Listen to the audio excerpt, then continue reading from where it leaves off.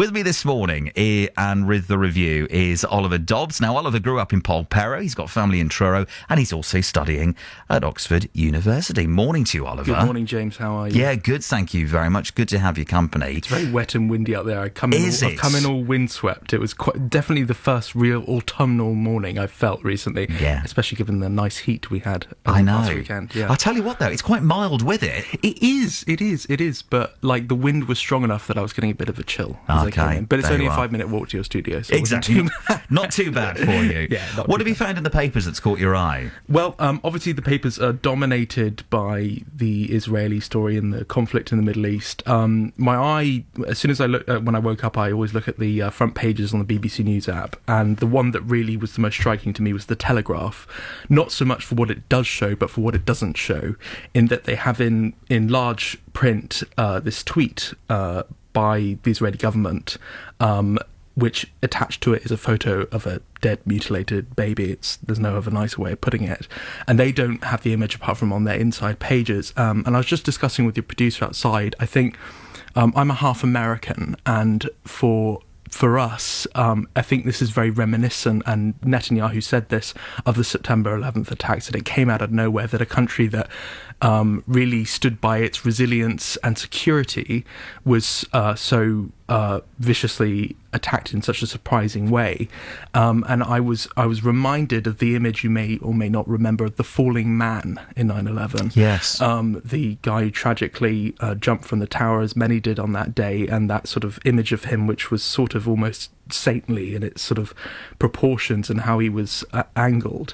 And that was a photo which there's actually a whole documentary about it, I think, on Amazon, about how one paper in the US decided to put that on their front page, and it caused a lot of outrage. And I think the Telegraph has decided to sort of have it two ways, in that they've sort of shown that through the text. Shall I read out the text? Yeah. I mean, it is striking, isn't it? It's a very different approach. Yeah. But just goes to show that the nature of the sensitivity of the image. The image does actually have the baby's face blurred out, but even so, it is incredibly graphic. It is graphic, and so they say, this is the most difficult image we've ever posted.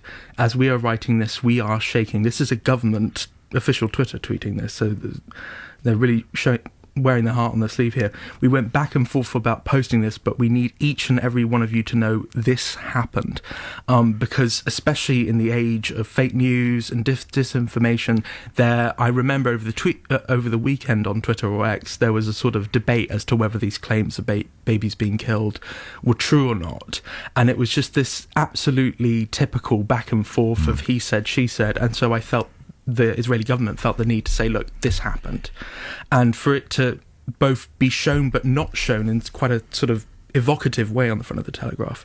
In terms of that story today, which of course is the main story, it's been all week, that's what I was most drawn to. Yeah, certainly so. And hearing as well this morning about this deployment of UK forces. Some from here, I believe. Yeah, exactly, with this local connection, the RFA vessels, Argus and Lyme Bay, which kind of makes these big international events feel a little bit more closer to home, doesn't it? Yeah, so I should say I actually went to Israel on my gap year. It was just a last-minute thing. I decided to go. Several people had told me it was a fascinating country. Luckily, I went at a time when things were peaceful, and I found it just such a welcoming country.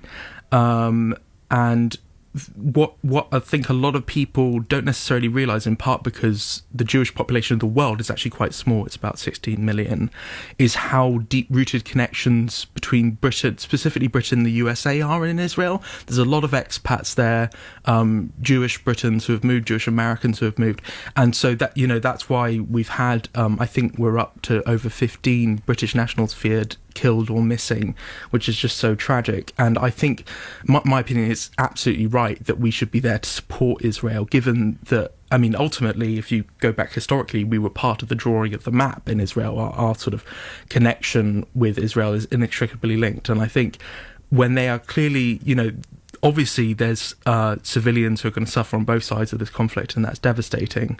But quite clearly, Israel has suffered a terrorist attack here.